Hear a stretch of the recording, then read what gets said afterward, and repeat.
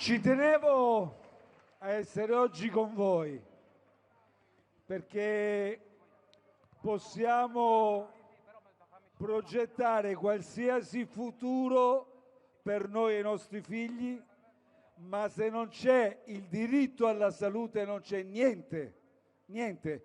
Dobbiamo garantirlo a tutti, ce lo assicura la nostra Costituzione, che nella intuizione dei nostri costituenti prevede la possibilità di garantire un servizio universale a tutti. E se io sono in Sicilia non devo essere svantaggiato rispetto a un cittadino che invece è in Veneto, in Lombardia, in Emilia-Romagna, perché siamo tutti cittadini della stessa patria. E uso una parola non a caso di cui si riempie la bocca questo governo di Giorgia Meloni. Non sei un patriota se non assicuri cure efficienti a tutti i cittadini italiani. E qui in Sicilia la sofferenza è incredibile, però io vi posso assicurare che è una sofferenza ormai diffusa, perché siamo ormai a 6 milioni di cittadini che rinunciano alle cure. Questa è l'ultima ricerca, 6 milioni. Aumenta in particolare qui in Sicilia il numero dei cittadini, la percentuale che recandosi a un pronto soccorso dopo ore e ore di attesa, giornata, nottata, vanno a casa senza cura. Ci sono degli episodi gravissimi, come quello che ha attirato anche l'attenzione della cronaca nazionale. All'azienda sanitaria di Trapani si sono accumulati 3.300 referti in ritardo, gente, lo sapete, clamorosamente, che ha scoperto di avere un tumore quando ormai era in metastasi. Io ho parlato prima con alcuni di voi, mi sono venuti a trovare, ci sono venuti a trovare i familiari di un cittadino che è stato operato alla prostata, aspettava il risultato, è morto dopo 4 mesi senza neppure il riscontro dell'esame istologico. Ho parlato con Ana, una storia di una ragazza che non può più lavorare, che ha una malattia che è molto pesante, è costretta ad andare a Forlì. Pensate, da Modica a Forlì. Voi che conoscete meglio di me la Sicilia, è un viaggio della speranza e non viene aiutata dal sistema sanitario nazionale. In Sicilia trovano il modo per ingrassare i comitati affari con mazzette per 140 milioni e non danno un soldo ad Ana per andare a Forlì. Avete sentito Maria Rosaria? Vive a Narita, una bambina di 3 anni e mezzo, ha bisogno di cure altamente specialistiche e vive nell'angoscia che gli chiudano un giorno all'altro il centro cardiologico, quello pediatrico di Taormina, che è un'eccellenza. Quelle poche eccellenze che sono rimaste le smantellano. Sapete perché?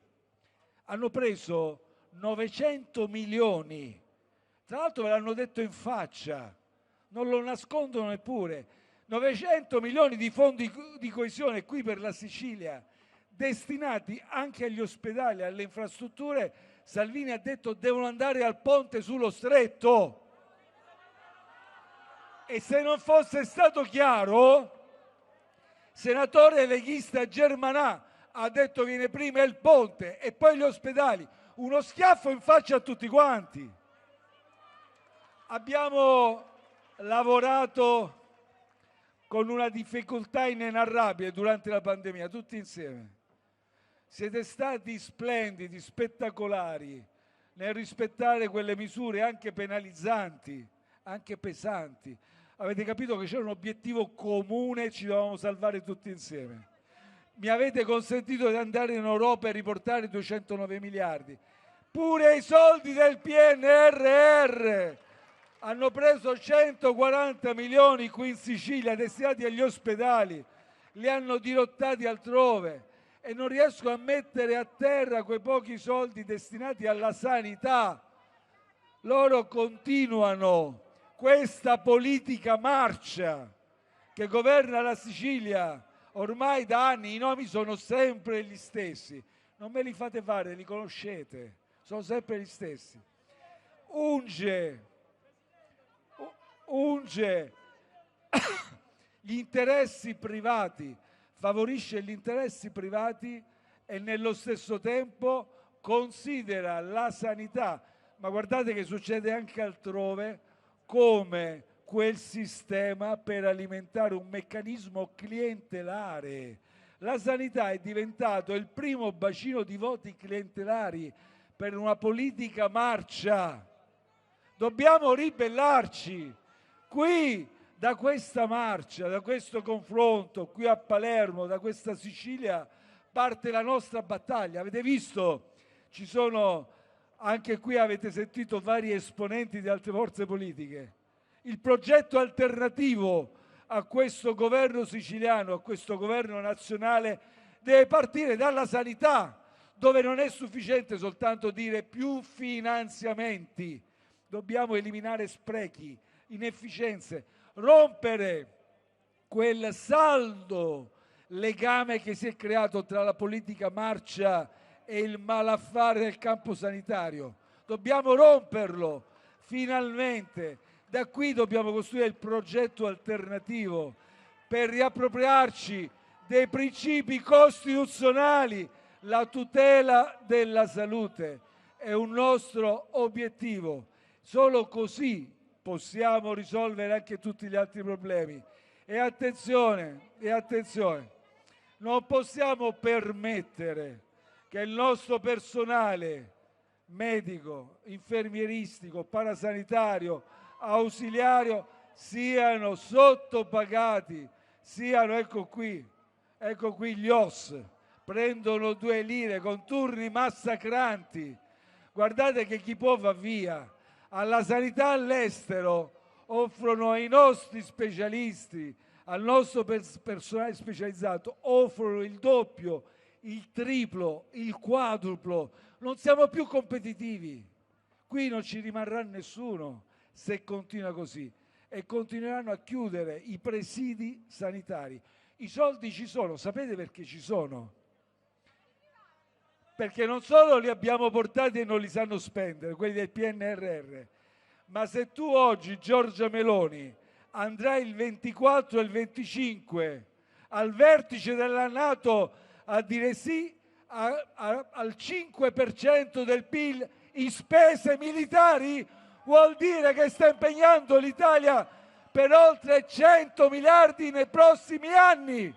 I soldi allora ci sono. Non te lo permetteremo, Giorgia Meloni, di sfasciare e tagliare la sanità, la scuola, la ricerca, le nostre università hanno bisogno di finanziamenti. È tutto per andare invece a finanziare questa corsa al riarmo, questa escalation militare. Ma avete visto che follia? Avete visto il genocidio di Gaza? Adesso stiamo tutti a parlare dell'Iran, ma il genocidio a Gaza continua. E poi vi lascio solo con un quesito che non viene posto nei talk show in TV. Scusate, se un criminale come Netanyahu adesso è riuscito a compiere attacchi così mirati, così precisi, addirittura non solo colpendo in Iran infrastrutture collegate alle attività nucleari, ma addirittura colpendo e ammazzando i vertici militari, scienziati, esperti tecnologi nelle loro abitazioni, nei bunker dove erano, quindi avendo e dimostrando una capacità tecnologica di penetrazione e di intelligence così mirata. E lo stesso ha fatto con gli esponenti, vi ricordate, di Hezbollah. A un certo punto sono brillati, ha fatto saltare in aria i dispositivi elettronici e andando a colpire gli esponenti in Libano di Hezbollah. Ma perché non ha fatto lo stesso con Hamas e invece sta facendo un genocidio con un'intera popolazione? Forza! Forza Sicilia! Forza orgoglio siciliano! Riprendiamoci la sanità! Non la lasciamo in mano al malaffare. Un abbraccio.